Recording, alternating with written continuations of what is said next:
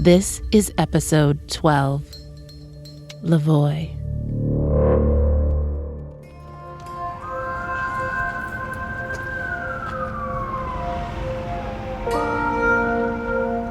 Early morning, Hamilton time. I'm sitting in a van outside a bricked house lit by a dim splash of sodium light, where a woman named Evelyn Dick lived in the 1940s.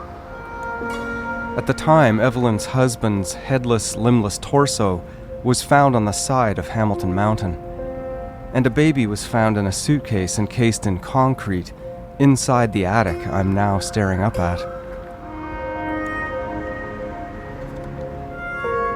And while Evelyn Dick was eventually convicted of murdering the child, doubts remain to this day that she was actually to blame for any of it. But I'm not here to talk about Evelyn, really, though I would like to speak to her, to hear her side of that story.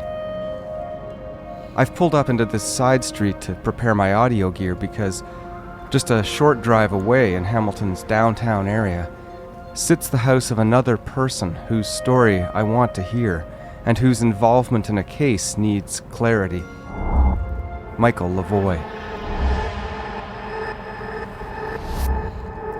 I've been waiting for the right moment to approach him, the best opportunity to ask the questions. And since Brian Sweeney hasn't actually made himself available yet as originally planned, just wondering if Brian's around. He was wanting to talk, so that's... Jay says Brian's at work, so now, Michael Lavoie.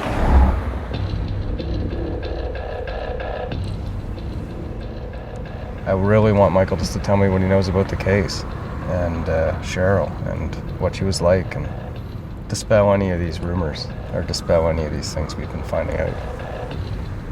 Did he drop her off at the Concorde? Why did he go in the storage locker? This discussion about blackmail that we've been hearing about from two different sources at least. And any of the other allegations and thoughts that have come up during the podcast.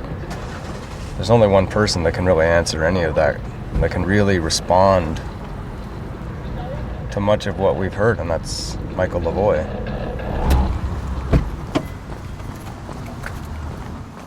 It's late fall, and the witches, cobwebs, and ghosts of Halloween decorate almost every house on Michael's street. Big, solid brick homes that hearken to the glory years of Hamilton's past. This is just my first attempt at trying to speak to Michael Lavoie. I pass a wind chime and a gurgling fountain on a front lawn, my personal soundtrack as I wait for Michael to make his appearance, and it reminds me of what I hear every time I go to Odette's place.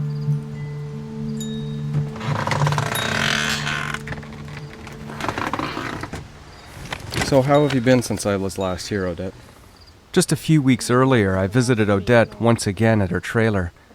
One of Odette's prime interests in taking part in this podcast was so that she could finally find Sheryl's remains. Because Odette has come to believe that Sheryl Sheppard is dead, and so have I. We've heard many stories about what might have happened to her, but Odette is certain Michael Lavoie killed her. Why do you think the Hamilton police have not arrested Michael? They didn't want to tell me without a body they can't do much. Without a body, they can't do much. You know what? How many times have they turned around, they've been charged without a body?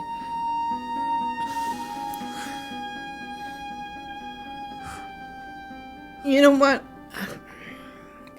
If I had a way to go to Ottawa and push this, I would push it. To even start thinking about an examination into Sheryl's whereabouts, a monumental, possibly impossible task, I want to map out the searches Odette and others have undertaken for her since she disappeared. When we did the first some search, just my uncle, my aunt, and I, we just drove around, and we went on First Road East, We just checked the wood and stuff like that, around there. And was there ever any article of clothing or anything found anywhere? A lot, and they asked me to identify it, and I knew Cheryl's clothes and it was not hers.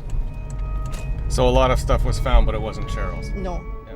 But Police report that Brian Sweeney was also consulted on clothing that was found during searches, since he had bought clothes for Sheryl during their on and off relationship. By the way, I should correct a few mistakes I've been alerted to through messages from Brian and members of Michael Lavoie's family. Brian had a relationship and children with Tracy Lavoie before he married Sheryl, not after, as I may have implied. Steve Lavoie's wife is 42, younger than I had guessed, and Mike's van was more blue than gray.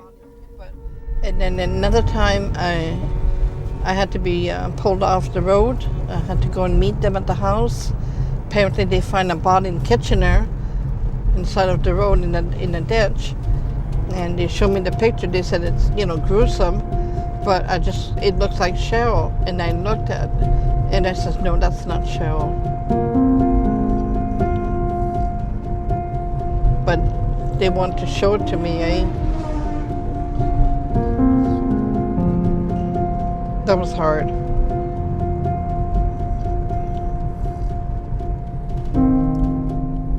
The search for Sheryl can be drawn across a map over many months and years.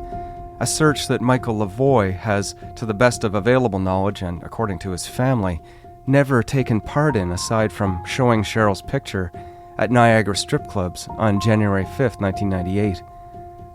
As we've heard, Lavoie's conduct after Sheryl disappeared has fueled much of the suspicion directed at him. He's denied having anything to do with Cheryl's disappearance, but he needs to talk, and he should talk now. I'll come back to Michael's street and his house later in this episode. In the meantime, we'll embark on a journey through the searches for Sheryl and meet some of the people who did help Odette along the way.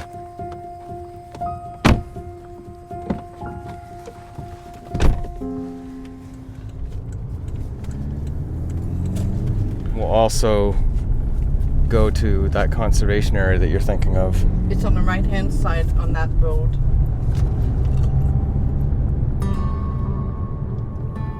One of the first and possibly grimmest places police looked was the Hamilton Waste Transfer Station.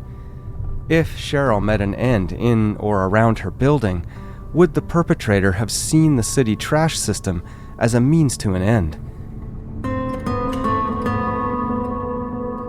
Former detective Don Forgan.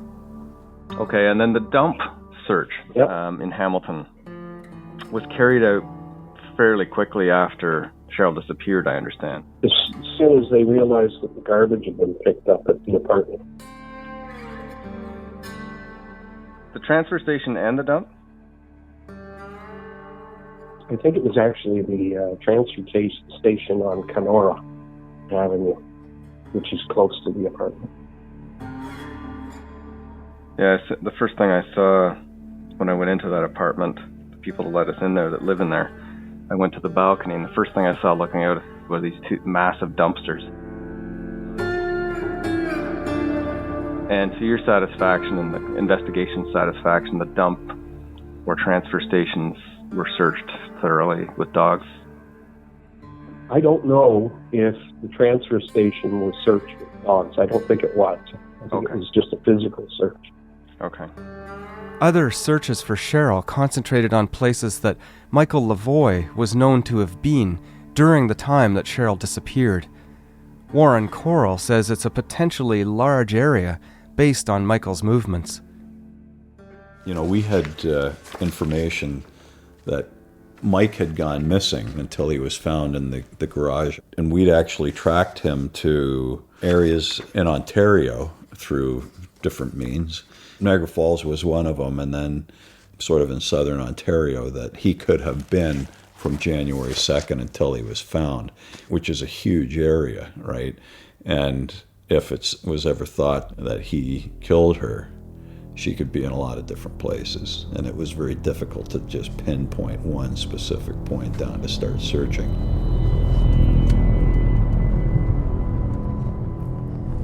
So here's Highway 20. Yeah, You say that Michael used to always drive to Chippewa on the 20. yeah. Right. This is sort of a shortcut down to Chippewa then. Yeah, it's the fastest way, yeah. And this is also the route where a lot of the searches were undertaken for Sheryl. Yeah. Quite a few places we did, you know. What was it? Farmers Fields? Was it Farmers Fields at that time? Yeah. Yeah.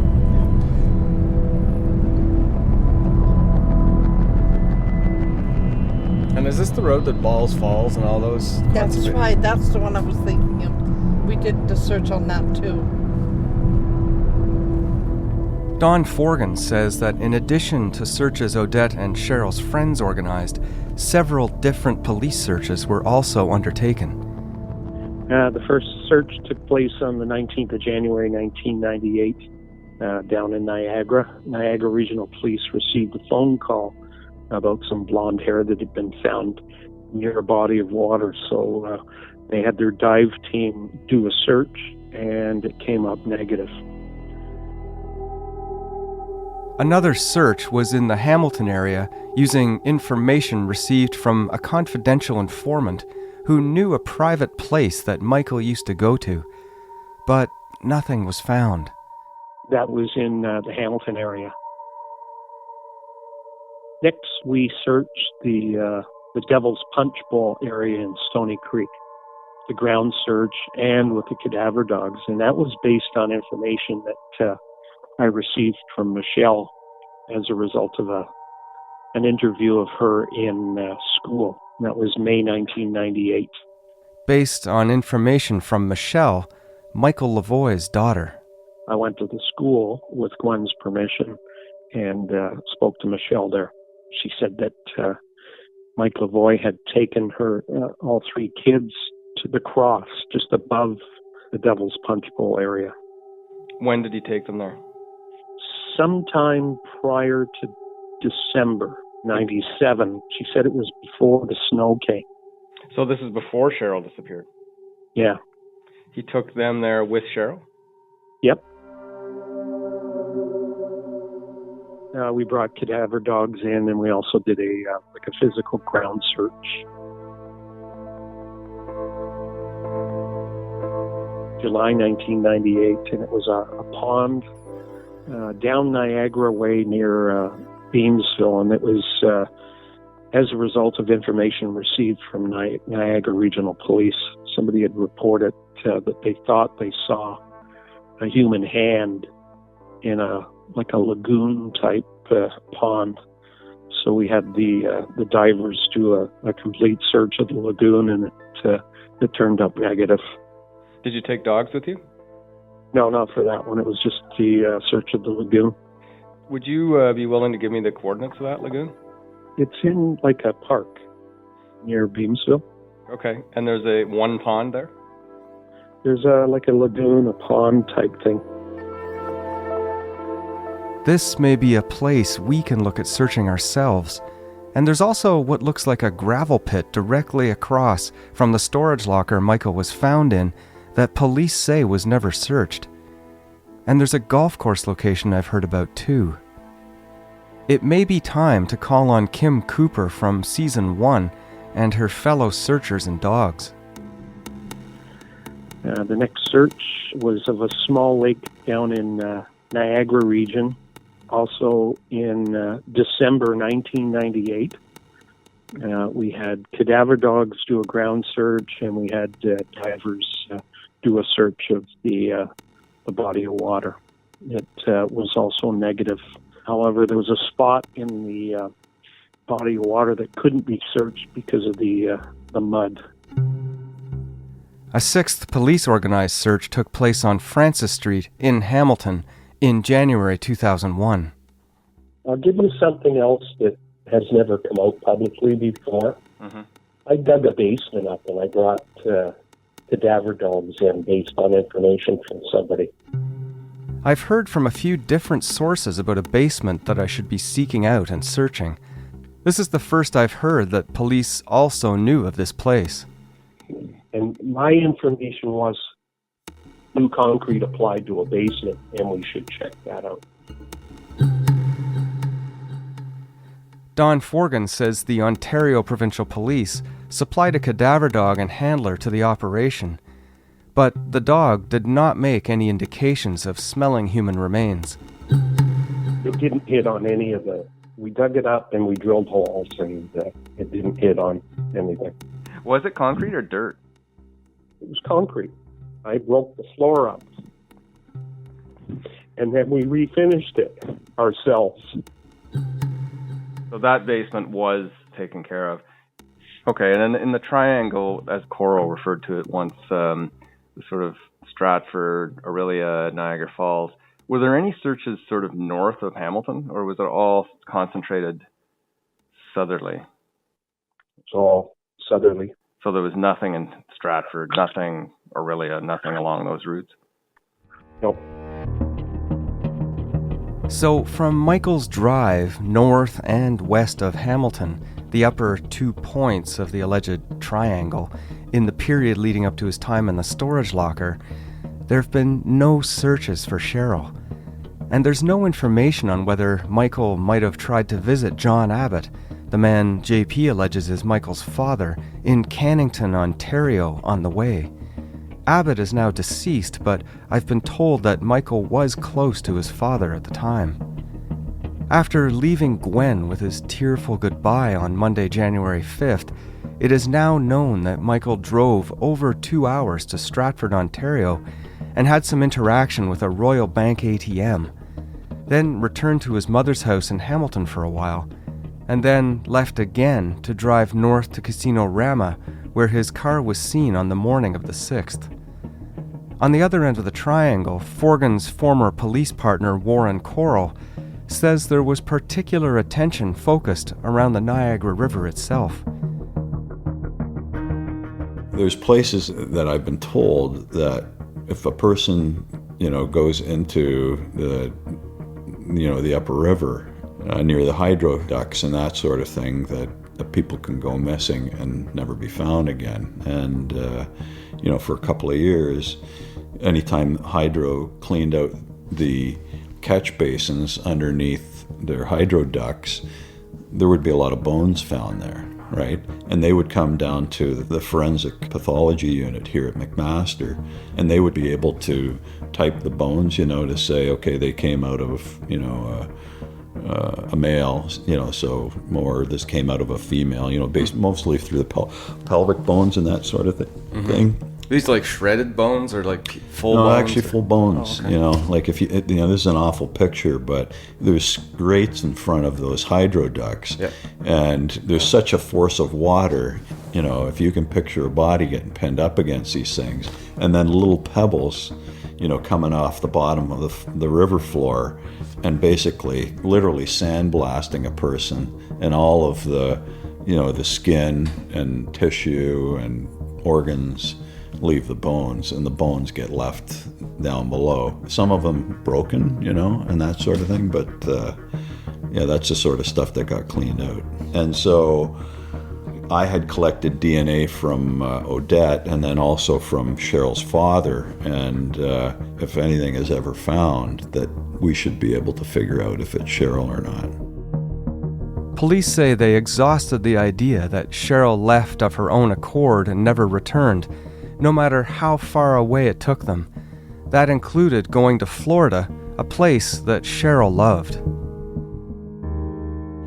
She always wanted to go to Florida, and all of this sort of stuff. And other people were saying, she always wanted to go to Disney World and things like that. And in this sort of situation, it was one of those things, well, you know what, you've got to kind of follow every single lead that comes in. Even I went to Florida on a holiday and was sort of in certain areas that it was thought that, she might have gone to. And I actually took pictures down there and went to the homicide branches, and they sent them around. But To me, it was one of those things that I could say I did it, but I didn't ever expect that it was going to pan out. You know, we would have people say, yeah, I think we saw this girl here. Like, even after it happened, there was a lady who said that she saw Sheryl at the casino, and we researched that through video. There was another lady who said that she saw her in, like, the Niagara Falls area, I think it was. You know, and we tracked all of that down. But again, nothing ever panned out. Odette has shown me several knickknacks Sheryl collected over her life, including from her trips to Florida. Within these, Mickey Mouse figured prominently on magnets and framed pictures. In a conversation I had with Gwen, she said that across the weekend Sheryl disappeared, Michael Lavoie at one point allegedly told his children that Cheryl's gone to see Mickey Mouse. If this was said, it's not known why. Back to the road with Odette. We went that way also, that road. That's when we find a brand new blanket. We were just walking by. We seen a brand new blanket. So we went in the wood there, like not too far from the road, and we took a stick and we opened it. It was a skull. So we had to go to Tim Horton and use a payphone. And I said, I want to talk to Don Forgan. He's, I said, and he said, it's an emergency. I said, yeah.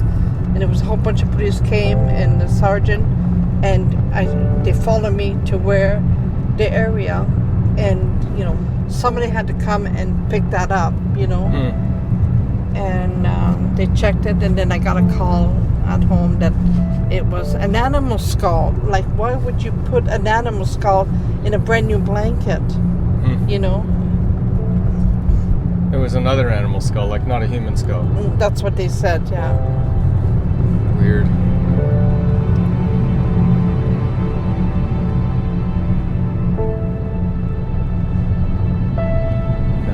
Region, Devil's Punch Bowl. We checked that out, yeah. Albion Falls. Yeah. As Odette and I drive anywhere, it quickly becomes overwhelming, the amount of spaces and places. Independent searches organized by Odette and friends of Cheryl's found clothing and other items, but none of it that could be connected to Sheryl.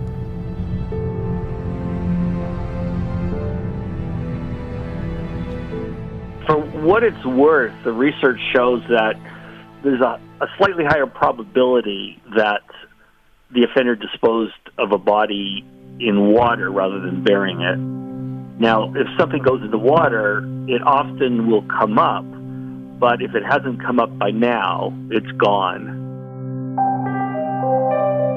Kim Rossmo is a Canadian criminologist and former police officer at the forefront of a forensic technique known as geographic profiling. He's based out of a Texas university where I've reached him on the phone. Kim uses geoprofiling software to analyze crime locations and help locate murderers. I asked him about the likely situations or settings where somebody might move a body. This could be all sorts of reasons that it came up and no one see it. It got washed down by currents. It was weighted down, but by now, if it did go into the water, it would be virtually totally lost, barring some extreme luck. And if it was buried, then if you knew the location, you might actually find a body. If it was just dumped, it would be extremely disarticulated and spread all over the place. And unless you found the skull or something obvious, it would be, again, very, very difficult. I mean, it's just so much time has gone by. I just don't know what could be done. I have a question for you. Are there sort of average distances that someone will travel or, into the woods or things like that? Or what are the more average situations where disposal might happen for an unpremeditated murder? Well, the distances aren't huge, but, sometimes they could be up as high as 10 or 20 miles, depending. I think it kind of depends how much time is available to the person. In some of these cases, because it was not anticipated, the offender is operating under time constraint and has to fairly quickly get rid of the body. And are there minimum or maximum distances in those cases? Do we have numbers that we can sort of rely on, or is it just every case is different? No, there are some numbers. They find that more often than not, unless you're dealing with organized crime figures, criminals don't usually bury the body more than about 6 inches under the ground. A murderer is unlikely to carry a body of a victim more than 50 meters from a vehicle. This is an adult. The distances are different for children. Usually a body dumped in a remote area will be found within 15 meters of a road or trail. Any searches you want to do should follow the road network or path network rather than grid searches. Offenders often take paths of least resistance. If you're looking for bones, you need to consider the nests and burrows and travel routes of animals in the area. I don't know if you remember Chandra Levy, the intern that was murdered in Washington, D.C. Yes. It took them 1 year to find her body. Her body had been put in Rock Creek Park, which is an urban park. No animals bigger than a fox in that park, but still, after 1 year, her skeleton was distributed over an area the size of about 2 football fields. So this stuff happens fairly quickly. But again, I'm going to point to the fact that because the remains haven't shown up, that whoever put her somewhere has been successful in choosing the location. I wonder about how weather can potentially help to narrow down possibilities. Temperature, snow cover. Rosmo doesn't have that information, but the data is available, and I asked Odette what it was like at the beginning of January 1998. Because that winter, it was a bad winter, eh? See, the pictures in the time that I saw of the storage area where Michael parked the car that time with the car on, it looked wet. It didn't look like there was any snow on the ground at all. Yeah. But looking back at the meteorological data, it was mild and even rainy on or around the time Sheryl disappeared. Temperatures from December 31st, 97 ranged from a low of minus 15 degrees Celsius, but a warming trend meant that by January 6th, the high would be around 12 degrees. Don Forgan remembers that on the way down to Niagara Falls on January 5th, 1998, to check the strip clubs, that it was warmer and there was no snow on the ground. Disposing of a body in frozen ground would be difficult, though milder weather could have made that easier. With little or no snow cover, at least in that week, going off-road and hoping not to leave evidence of your tracks and travels would be easier. So this section of Highway 20 doesn't look like it's been developed a lot. Lots of cornfields and country roads and little towns here along here. Grassy fields. Yeah. See, like stuff like that. This is what the psychic. A lot of people don't believe in psychic, and I don't know what to believe in her. But the police has got a tape of it. Yeah, my experience with psychics and information from psychics is that none of it actually has ever led anywhere. So coming down Highway 20, I keep thinking, where would somebody, stow a body? You would wonder if somebody would need help in order to find a place to conceal a body. But then Sheryl was very light.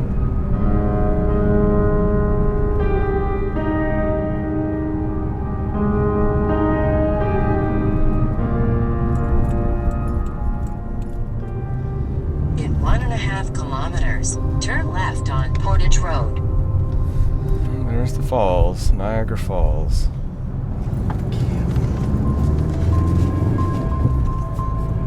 We come to the end of the road, literally, and I turn around to take Odette home. On the way, I learn about a search she conducted with her cousin Carmen.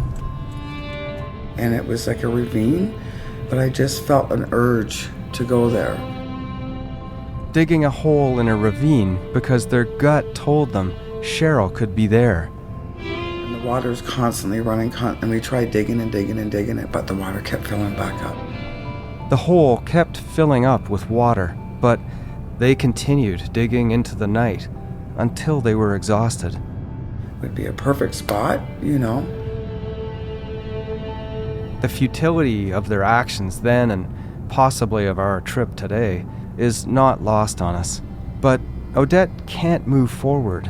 Maybe nobody can without the act of knowing, actually knowing, what exactly happened to Sheryl. Sheryl is present and behind everything Odette does. You have a gut feeling? Yeah. You want to tell me that? It's just, since this morning, I don't know, something just told me, you know.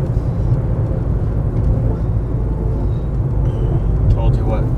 Just a feeling I have, you know, like it's gonna end soon. I hope so. I need to return to the former Concord Hotel. Ever since seeing the young blonde woman going up the fire escape outside while looking at the building with Odette, I've wanted to get inside.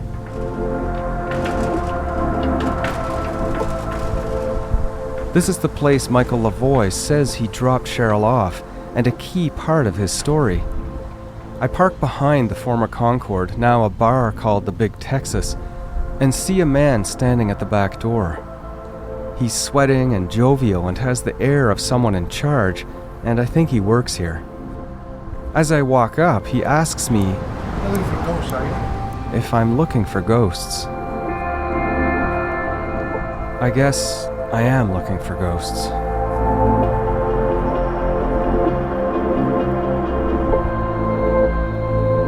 Hey, how are you doing? My name's Antonio. I'm David. Do you own this place? No, but I'm the general manager here. I'm the head security, I'm the property manager, and I'm the janitor. I'm just the guy that does everything from the boss. So I'm glad you're doing this because it brings some disclosures to the families too. You know, that's really cool you're doing that. You know, there's rooms upstairs too. There's apartments upstairs, eh? I'm in charge of them. Actually, I'm super for that too. I follow Antonio inside to see what the place looks like now. Apparently, the rooms upstairs rent for over $800 a month, and there's no vacancy. The hotel has changed hands since it was the Concord, so the rooms may or may not have been monthly rentals at the time. That's fine. Come on in. Come on in.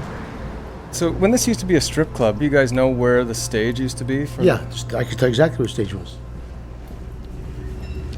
Stage is exactly right here. It came over the runway like this. There's a little runway like this. And around here used to be the pervert's row. I remember. So the dancing used to happen just right there. Yes, the dancing happened. Right, that was the stage where the VIP section is up there. That definitely was the stage, 1,000%. There's nobody else in here. Wooden floors, beer advertising. According to everyone I've spoken to, Sheryl was not in here across the weekend she disappeared. Looking to the left, not far from where the strip stage used to be, there's a new claim to fame, a mechanical bull. But, oddly, it barely makes a sound.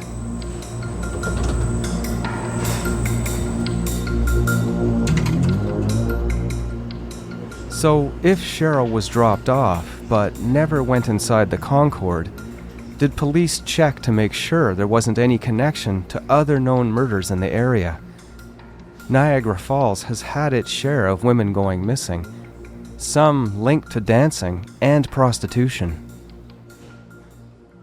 Was there ever any comparisons to Sheryl going missing in Niagara Falls to other cases of missing women in Niagara Falls, like other possible perpetrators or possible people that may have been involved in disappearing other women in the area? You know, the Niagara Falls homicide branch, we worked with down there, and we're well aware of this case and assisted us at different times. If there was some sort of a link, if there was some sort of concern in relation to that, they would have told us. And as you know, especially now, these things continue to be investigated. There's things that are in place where unsolved cases are put into power case. If there is some sort of a pattern of people that are gone missing out of the Niagara Falls area, the detectives who have these cases now would certainly know about it. And we never ever saw any evidence to suggest that that was linked to missing people. Coral's former partner, Detective Don Forgan, agrees. He says that detectives assigned to the task force from the Hamilton police were also the very ones who were among the first to investigate Sheryl's disappearance. There was a task force established to look at the disappearance of street workers and others. Greg Jackson and actually Steve Harab were involved in the task force looking at the disappearances of these women. So there was interaction between the two investigations. And there were people involved in that task force that had intimate knowledge of the Sheryl Sheppard investigation. So yes, that was covered off. So there was never any connection found between Sheryl's disappearance and possibly other perpetrators or other sort of patterns of disappearance in the area, No. Niagara Falls or Hamilton area? No. And there's no, the sort of path or theory that Sheryl might still be alive has been discounted, I guess, at this point. I doubt that. There's not been one shred of evidence to suggest that she's still alive. And a lot of evidence to suggest that she's not alive. Leaving your wallet at home, in your closet, in your coat is telltale. For police, all of the searches and following a trail of leads, no matter how remote, just brought them back to the same spot every time. Well, I always ask, what didn't we do that we could have done that would have brought closure to this? I don't know. We did everything that we could think of. We did a lot of creative things, but I always ask myself, did we do everything that we could have? You have to have a body to have a case. No, not necessarily, and we've certainly seen investigations resulting in convictions without a body. I ask Warren Coral the same question. Can a case be solved without a body? Like, can a conviction happen without a body? Oh, absolutely, it can. And in this case, it may go that way one day.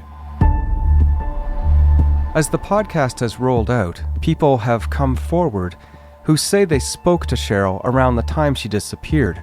These are friends of hers. Some of these conversations, all on the phone, help to shed some brighter light on the crucial moments leading up to Sheryl's disappearance. I would try to avoid her when she was with him because I didn't like him at all. Through her sister Pam, daughter Kara, and her father Bill, and by listening to the podcast, Paula Branton, one of Sheryl's closest friends, has finally been moved to speak to me. She's agreed to meet at a billiards hall where she's playing pool with her team. Table 4 and 8, Monte Carlo and poker. Paula's a champion player who recently won at an event in Las Vegas. My Paula Branton, and I've known her for at least 13, 15 years. I can't remember exactly how long. She was my best friend. We did everything together. Like, if I was somewhere and I needed her help, I would call her and she would just come right away. She'd be there for me, like, within 10 minutes. Doesn't matter what she's doing, she'd stop what she's doing and come. Paula has some important insights into Sheryl's behavior, what was normal and abnormal for her, and about the time period around when Sheryl went missing. And Paula says Sheryl had in fact danced at the Concord Hotel, but not in many years. So when she danced at the Concord, how many times would you say you danced there, and when was that? I danced with her there twice. Right, and so when was that at the Concord? That was like back in around 89, 90. Like many years. That was a long time ago, so I know she wouldn't do that. She wouldn't do it anymore. That was back in the years.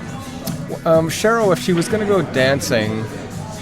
She wouldn't have. She wouldn't have done it later, I guess you're saying. She wouldn't have did it. She would tell me. Would she go on her, like, if she was at the time, like back before, like in 89 or whatever, would she ever go alone? Nope. She always went with somebody. Always. Never would just... Never by herself. Say, hey, drop me off. Nope. Nope, never. 100% guaranteed. she would tell me she was going. Yeah, no matter what, even if she went somewhere or anything, she would have called me for sure, 100% guaranteed. She's stuck or something, she'd say, Paula, don't tell anyone, just, can I come over? I'd say, no problem. And for Paula, other things just don't make sense about Sheryl's disappearance. Yeah, but she would always wear glasses, right? Because she needed her glasses for. That's why I don't understand why her glasses were at home. But she would take her glasses. Yeah. Or I would try to talk her into not wearing them, but yeah. Glasses or contacts, both were found in Sheryl's apartment. Paula, through a series of phone calls, also provides some key points on the timeline of exactly when Sheryl disappeared. She told me she got engaged on New Year's Eve on TV when they went down to the convention center. Paula spoke to Sheryl on the phone on January 1st, New Year's Day. And I just said, he gave you a ring? He actually gave you a ring? He had money to buy a ring? And she's like, yeah. And I'm like, well, how can he afford to get you a ring when he doesn't even work? I was like kind of giggling, right? And, oh, Paula, don't be like that. And I'm like, well, I don't like it. Whatever. According to Gerald Davidson's story about Michael Lavoie with garbage bags sometime after January 1st, Michael said that Sheryl was too sick to call her mother. No. She wasn't acting sick or saying she was throwing up? Not that I know of, no. Okay. No. It sounded like she was happy, but maybe I'm wrong. I think about Pat Lavoie's comment that the marriage proposal was a joke that Sheryl and Michael concocted together. Was there any indication that it was a joke, like that they'd done it for just to get on TV? I think she married Brian before too, just like that, like I don't know, just something simple. Anyone can get engaged. You can get engaged for years and not get married, right? You can always say, "Oh, take your ring back," right? But she didn't say, we just did it to get on TV. No. We didn't really mean it. No, she never said that to me. After the call on the 1st, Paula says she called Sheryl again on January 2nd. The next day I called her because we normally talk every day, or even like if we're upset with each other, we'll call each other anyway. Just say, hey, what are you doing today? Right. Whatever. Right. So I called her on the 2nd, and Mike answered the phone, and I said, is Sheryl home? Oh no, she's in the shower right now. I'm like, okay, tell her to call me. Okay, hung up. Then she never called back. Paula says she waited a while, perhaps an hour or so, and called Cheryl's number again. This is January 2nd. So I called back, and then he said, oh, she went out. I'm like, she didn't even call me though. Oh, I don't know. But she would normally call you back? Yeah. For sure, like 100%. Kept on phoning the phone, but the machine kept on coming on. And that was it. And I never heard from her again. I just kept on calling her phone, calling the house phone, because she only had a pager, right? And nothing, just a machine. Anywhere she is, even if she's hiding from someone, she'll phone and tell me not to say anything to anyone. But she never called. Paula tears up often during her recollections, and I find myself getting caught up in the emotion around her final phone call with Sheryl. Shortly after this season began, we heard from another friend of Cheryl's who talked to her on the phone, one of the last people believed to have done so before she disappeared. But even more critical is what this friend says Sheryl whispered to her on the early morning of January 1st, 1998, just hours after the New Year's Eve engagement.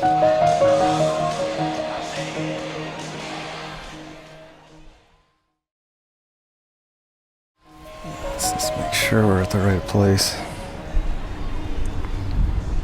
Apartment 1.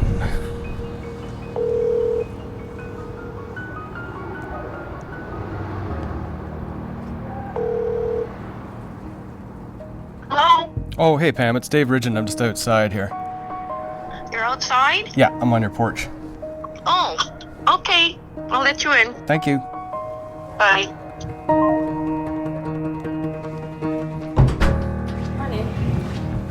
Pam Jensen is a cautious, quiet-seeming woman, mid-40s, pale and blonde, and preoccupied with some pending major surgery.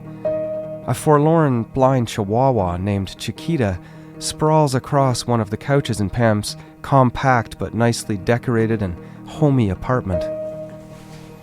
Hello there. Hello, sweetheart. Right. That's okay. And is she blind? Yes. Yeah. She's like 80 years old. She's very, she doesn't like people. Sorry to say that, but yeah. Well, that's too bad. Come on, Chiquita, eat, honey. I'm Pam Jensen. How did you know Sheryl? Well, we used to always go for coffees back in the 90s and 80s, and at Main and Wentworth, Tim Hortons.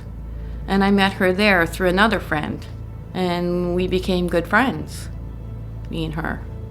It seems like a meeting place, Tim Hortons, in this Yes, always has been. Always has been. Everybody that knew Sheryl always went to Timmy's. Yeah. For years. Years we went there. Yeah. I remember the last time her sitting in there. She was sitting on the seat and she had her feet up on the bar. And she had on the cutest little sweater and everything. Pam says police did talk to her back in 1998, but were called away mid-interview and may not have heard everything she's about to say. She tells me what she remembers about the night of the New Year's Eve TV proposal. I was at my friend's house that night, and we had the TV on watching the countdown. But we flicked it over to CHCH because they had a program on, and we seen Sheryl and Mike. And I'm like, oh my God, like that's Sheryl and Mike. So we sat there and we were watching it. And that's when he proposed to her, and Sheryl absolutely accepted it. And I was thinking to myself, my God, like what is she doing? You know, because I knew that she didn't want to be with Mike that way. I knew that. And so anyways, it was around 3 a.m, and I finally got a hold of her on her phone. And I said to her, I said, Sheryl, like, what's going on? Like, you accepted Mike's marriage proposal? And she's like, well, he kind of put me on the spot, and I'm going to tell him that I can't marry him. And I'm like, and why? Like, you know, and then she said to me, because I didn't sign my divorce papers from Brian. And I'm like, oh, you know. So she said to me, I have to speak lowly, you know, so he doesn't hear her. And she said, I'm going to take him to a public place so that he doesn't flip out. Because like Mike had a bad temper. We knew this, right? She said, I might take him to a bingo hall because you have to be quiet in there. And she said, but I'm not sure yet exactly what I'm going to do. But she said, I am going to tell him tomorrow, not tonight. She said tomorrow, when they were both sober, because Sheryl was drunk. And I thought, oh, okay. You know, I guess that's not going to go over well. So anyways, that was the last time I spoke to her. I wished her a Happy New Year, and that was the end of the conversation. So I never talked to her since.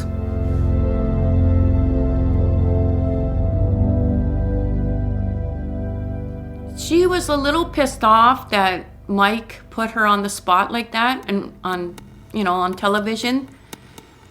And she told me that was why she answered yes, because she didn't know what else to do. She was on the spot, and everybody was listening and watching, and she was pretty upset over that. And she told me she was definitely going to tell him no.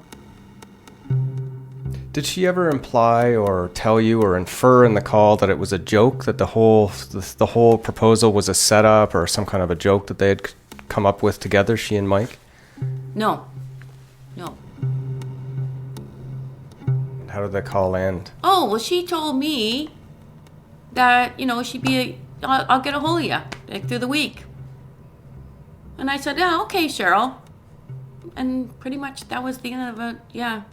She said she'd get a hold of you later in the week. Yeah, like we normally would do. She'd call me or I'd call her or whatever. You want to go for coffee? We'll set up a time and we go, right? But that never happened. Pam Jensen's call supplies a possible explanation for how events might have unfolded next for Sheryl. Records show that Cheryl's divorce from Brian was finalized as of June 1997. These divorce records were obtained by Odette after Sheryl disappeared. Odette went through the process of getting them because, Odette says, Brian came to her again after Sheryl disappeared and told her that he and Sheryl were not officially divorced. Until I speak to Brian, I won't know his take on this, but I'm going to keep trying with him. Did Sheryl see Brian Sweeney when, as George Lyons says, she went into Brian's house on New Year's Day? Did Sheryl actually believe she was still married to Brian, or was her statement to Pam Jensen the rehearsal of an idea in her head of how she could get out of her engagement to Michael Lavoie? Mike was very jealous of Sheryl, and he had a bad temper. And every time they would get into an argument or a fight, he had a bad habit of grabbing her by her throat. I interviewed Pam Jensen before episode 9 that contained Gerald Davidson's eyewitness account of Michael grabbing Sheryl by the throat. That was one of the things he did. I don't know. So is that something that you saw or that she told you about? She told me. Okay. Yes. She just said if they were arguing and he would grab her by her throat. That was one of the things he did. When he got mad, he would go for her throat all the time. And Sheryl was a little afraid of him, So she was very careful on how she would talk to Mike. She was careful on how she said things and stuff like that. And she also mentioned at one point that she was thinking about leaving him. Pam goes on to describe a conversation she says she had with Sheryl at a Tim Hortons. We were talking and she was just fed up with his temper and his flipping out. And she said if it didn't stop that she was going to leave. And you recall Sheryl having a bit of a temper? Oh, yes. Sheryl would just go right after you. If you made her mad enough, she would just come at you and put you in your place. That's the type of a girl she was. She wasn't a girl that you wanted to piss off. But I mean, she was nice, don't get me wrong. Sheryl would give you the shirt off her back. But she also was the type that she didn't like to be pushed around.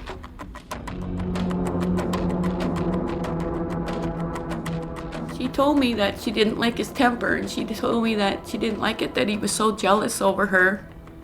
He was getting controlling, and Sheryl didn't like to be controlled.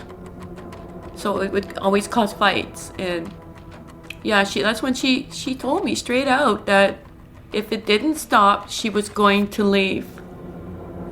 Yeah. So why come forward now? Why wait to talk about what you know? What is it that made you want to talk now? I seen it on Facebook, and I thought about it 100 times. I didn't know if I wanted to because of Mike. I was afraid that he'd come after me or something.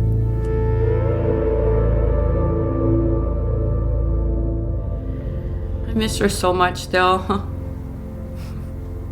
I used to have pictures up of her, but I couldn't take it anymore, so I put them away. They're gone. I couldn't deal with it anymore. Because it was just too hard to keep looking at them all the time and wondering, what happened to her? I can't say Mike killed her, but I believe he did. because of his temper with her. His temper. Lavoie's temper, something we've already heard about. Did something escalate, go too far? An argument. Jensen says that a month or perhaps 2 after Sheryl disappeared, she received a phone call from Michael Lavoie. Well, I got a phone call from Mike, and he sounded very upset on the phone, and he said he needed somebody to talk to, somebody that was, close around them, that were around them all the time. And he said, Pam, would you meet me privately? I want to talk to you. This is Mike Lavoie. Mm-hmm. And I said to him, well, I don't know, Mike, where would you want to meet? Because I was leery of him now. And he said, well, I don't care, just where it's just me and you, though. He goes, I don't want no one else around. And I said, well, let me think about it and get back to me. Because he called me private. And he said, okay. He said, how about I call you tomorrow and you can let me know. And I said, all right. So that day, I went to Timmy's and I ran into Brian's mom, Dorothy. And I sat down with her and I told her that Mike had called me and asked me to meet him privately. Well, Dorothy said to me, I don't think it's a good idea and I don't think you should go. That man is dangerous and, you could be in trouble with him. I don't want you to do it. So I said, okay. So when he called me back and I told Mike, I said, Mike, I don't think it's a good idea and I don't care to meet with you. And then he just hung up the phone. He had nothing more to say. So I haven't heard from him since. But I always wondered if I should have went to talk to him. Yeah. What do you think might have, did he usually confide in you, or was it something that... No, that was something, no, Mike never ever, no. That was unexpected. I never expected him to call me, ever. I would love to know what he wanted to talk to me about. It's been bugging me all these years. Why me? Out of all the people? Yeah.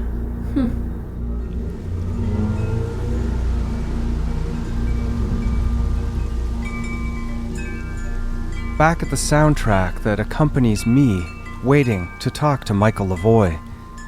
It's my birthday, coincidentally, and just a few weeks before launch of Season 2.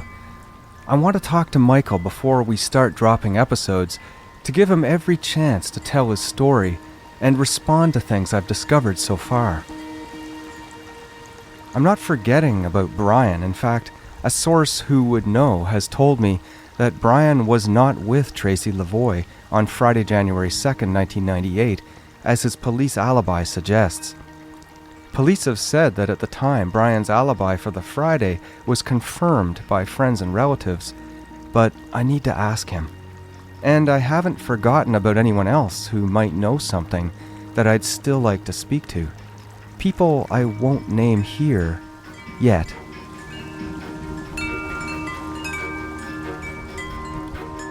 But throughout the series, my findings have continued to lead me back here, to Michael Lavoie himself, and I hope he'll talk. I wait parked in my van behind a truck. In front of that truck, there sits the only spot left on the street. I feel confident that Lavoie will park there upon his return from delivering newspapers, and around 7 a.m. he pulls up in a silver SUV and parks there. I slide open the door of the van and wait behind the truck until Michael emerges from his vehicle. Then I walk up to him as he crosses the street toward his house. He's shaved bald, a bit puffier and stockier overall than he appears in the proposal video, and he's fiddling with his cell phone. Mike? You're Mike? You're Mike Lavoie? I don't know, am I? Well, I'm Dave Rich, and sorry to meet you so early in the morning here. I'm a CBC radio guy. I'm doing a documentary that I think you might be able to help me with about Sheryl, and I wondered if you would be able to talk to me about her. Absolutely not. Sorry? Absolutely not. Because you were the last person seen with her, right? And who said that you dropped her off at the Concord? Can I give you my card, Mike? Mike, I'll give you my card, and you can just give me a call. Get off the property. And we're doing a documentary where we talk about you. I want to give you a chance to talk about Sheryl and about... I'll just leave the card here, Mike, under the pumpkin. It happened so fast, I can't remember what I said to Michael until I re-listened to the meeting in the van. But I remember his body language clearly. As I say Sheryl's name, he flinches away, coiling his body core downward to the right, as if preparing for a brawl. The moment ends quickly, though, and he uses his twisting motion to propel himself toward the house and up the few steps to an expansive veranda with a porch swing. I really thought he would talk to me. And back inside the van, I almost can't comprehend that he didn't utter a word that might answer any of my questions.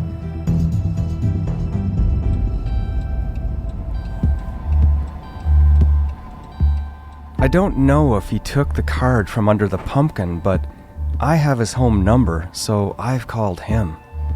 And I've written Michael, mailed 2 letters, and even hand-delivered another one to the same door that just slammed shut. He's got to know about the podcast. But I respect his legal right to say nothing, and maybe he's done nothing. But equally, I respect an interest in asking questions.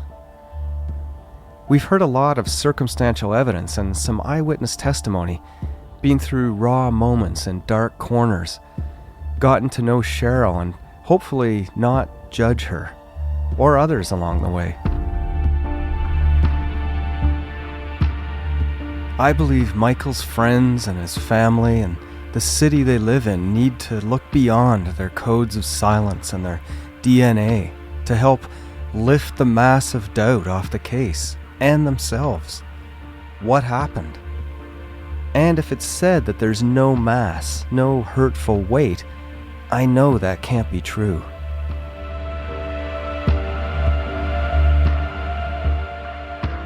She was just always just such a happy person. I did have a dream about her once, and it was her calling me and saying, she was saying to me, "I found you." And I'm like, "What do you mean you found me? We're looking for you." And that's all it was.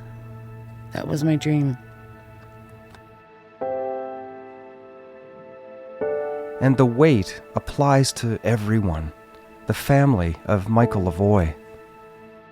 That must have been a pretty stressful time for you. It was. It must have been unbelievably stressful for you. It was. I was getting over cancer surgery at the time and taking chemotherapy. And, it took its toll on me. Yeah. I lost so much weight. I couldn't eat. I couldn't sleep, For a long time, it was health. The kids just seemed to get sicker and sicker. They would just start screaming like screams you would not believe. They couldn't shower alone or bath alone for years. Right. Trying to come to terms with all this.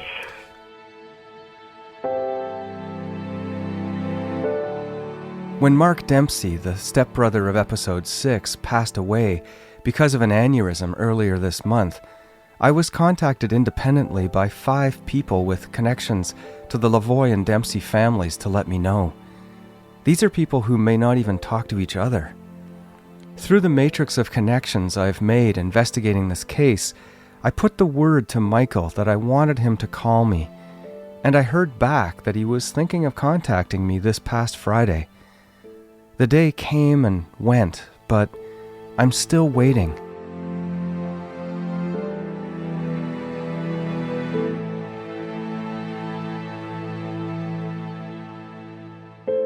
So, Michael, if you are listening, and you should be, or your friends and those who support you can tell you, you're always welcome on my phone and in my home, actually, if you want to talk. Did Sheryl tell you that she did not want to marry you? What happened in the argument or arguments you had with Sheryl that you told different people about? Sheila Darbison says she saw scratches and a bite mark. He's sitting on my couch, his shirt off, and on his upper arm, there's a bite mark. There's a pretty good bite mark, like the bottom teeth went in. So that didn't quite sit too well with me. We've heard from people who knew her that Sheryl would not back down, and that the first time Gwen fought back, she says, is the time you broke her cheekbone. Why did Sheryl think she was in danger, tell her friends so, and give a tape of a conversation between you and her about a case that involved you to Sheila? The last time I talked to Sheryl was the day she told me, "Grace, don't be surprised if I go missing."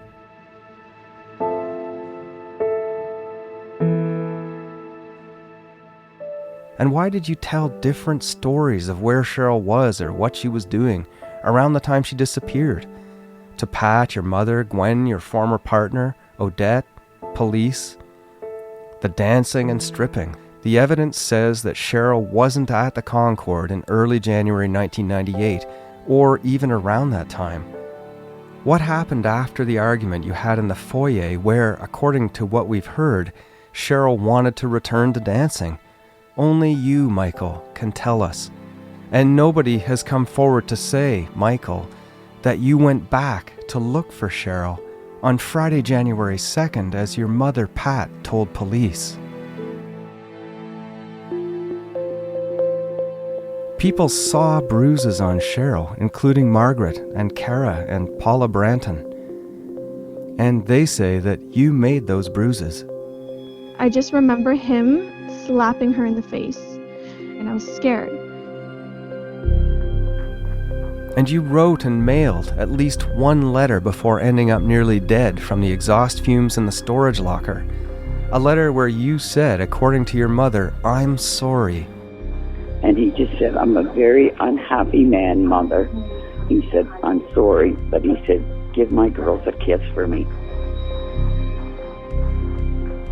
Sorry for what? That's a big step to take just the day after Sheryl was reported missing, and it's one of your steps that, in the minds of many, means that you might have had something to do with her disappearance. Clyde Phillips.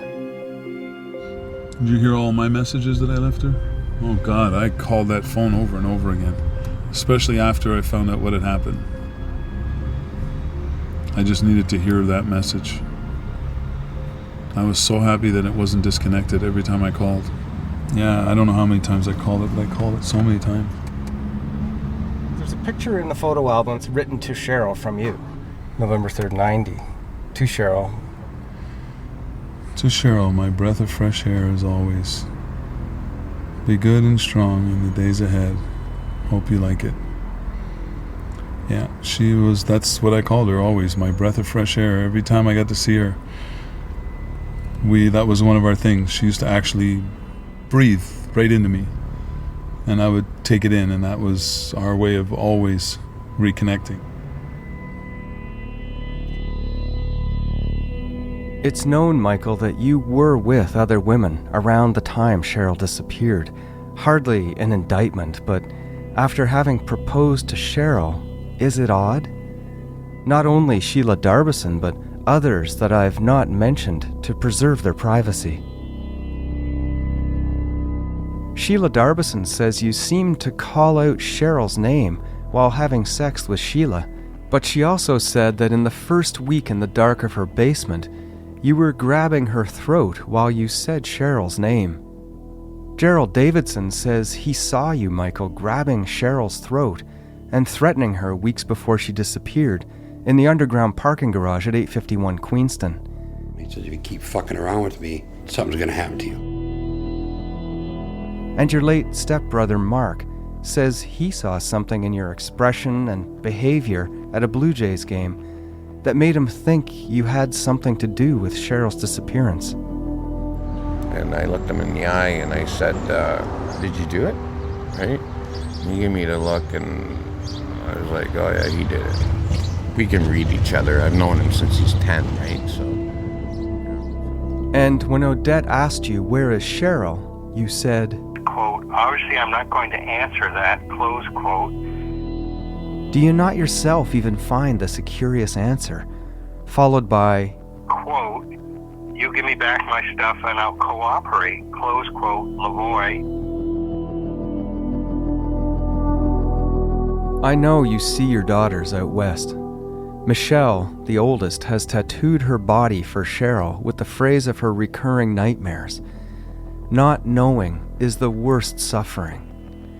Can you tell her that you did not have anything to do with Sheryl's disappearance and end her speculation? I always used to say, she's a scrapper. She's going to get out of this. But so far she hasn't gotten away. I don't know what it is in my heart. Maybe I don't want to accept it. I don't think that she's dead. For some reason, I don't know. I don't feel it. And you have to come to reality sooner or later. You know, after all these years. I keep thinking that she's going to pop up one day and say, surprise.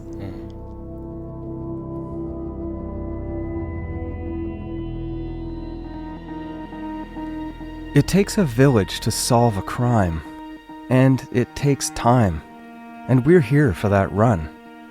We'll periodically release additional episodes as we continue to investigate, conduct interviews, and assess information. But it also takes a willing police department and prosecutor to sift the evidence and take the risks. Re-interview people to get their full memories. Find the healthcare professionals who admitted Michael Lavoie to the hospital after the locker. Can they confirm if he had bite marks and scratches? Find the letter or letters Michael wrote. They might still exist. Find out what happened to the 1987 Blue Mercury Cougar, still registered to Bill Dempsey, but that had been reportedly driven by Michael and his sister Tracy back in 1997-1998. I've heard that either the car was taken to a wrecker or that it was allegedly found burned. But it was never searched, and neither was the apartment building supervised by Michael's mother, Pat, where Michael went on the late afternoon of January 2nd by his own admission and says he placed the call from that left the message for Sheryl found on her answering machine, a message that police characterize as odd. Was there blackmail afoot involving videotapes? Listeners must continue to come forward and keep telling us more, even go to police directly. I've been involved in investigating 8 cold cases with 11 victims. Of those, so far, there have been 3 arrests with 2 convicted directly related to my work. One was a 43-year-old Klan double murder in the American South. I started the case in 2004, and the indictment of James Seal came in 2007, 3 years later. In another, the murder of Christine Heron from Hanover, Ontario, I started in 2009, and the arrest of Anthony Ringel came 4 years later, in 2013, and his conviction came 3 years after that. There's no easy bows to tie in this process, and in every one of these cases, someone knew something that they thought wasn't important. I still always want to hope that there's a chance that she will be found or that she is somewhere and that she'll be able to come back. But I think over the years I've kind of made an uneasy peace with it, of just thinking she's hopefully at rest somewhere. So, Michael, if you're listening, please get in touch. I'd like to give you the opportunity to share your story. No bullshit. Until then, your silence echoes Sheryl's, a voice her friends haven't heard in years. She'd fight no problem. It doesn't matter if it was a girl or a guy. So, yeah, there was no holding back. She would fight until the end. Scratching, punching. She was so tiny though, so they probably wouldn't feel her punch. Yeah. She wouldn't go down without a fight. You miss her?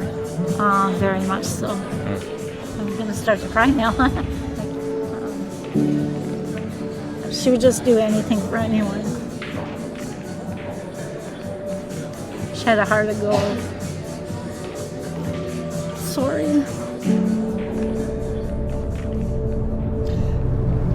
A couple of times I went to the casino, mate, just to clear my head, just sit there, push on the button, you know.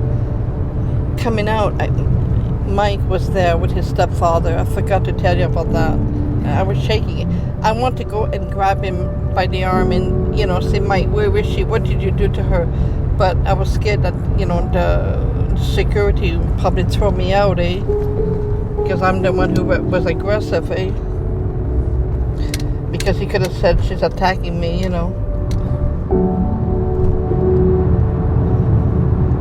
Sometimes I drive by the apartment, you know, and I just look up and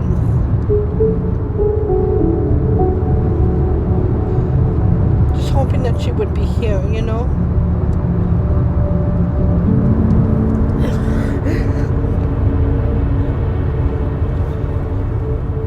I knew he was violent with her. Then he would say, I'm sorry, you know, but I mean, I know that, I know he hurt her that night.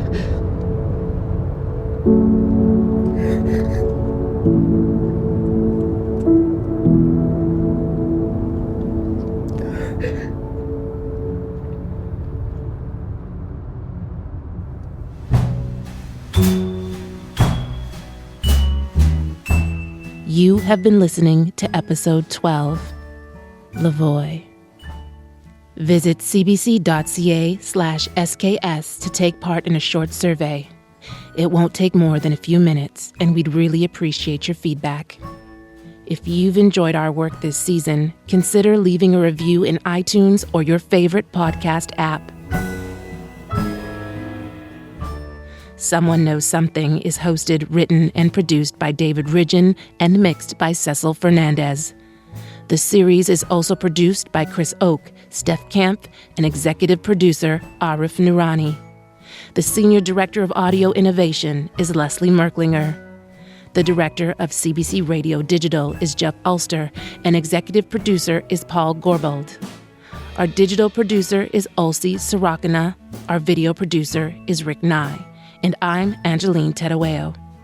Our theme song is by Bob Wiseman with vocals by Mary Margaret O'Hara and Jess Reimer. Maybe one day we will all look out on the sun and know a light that shines the truth on our love.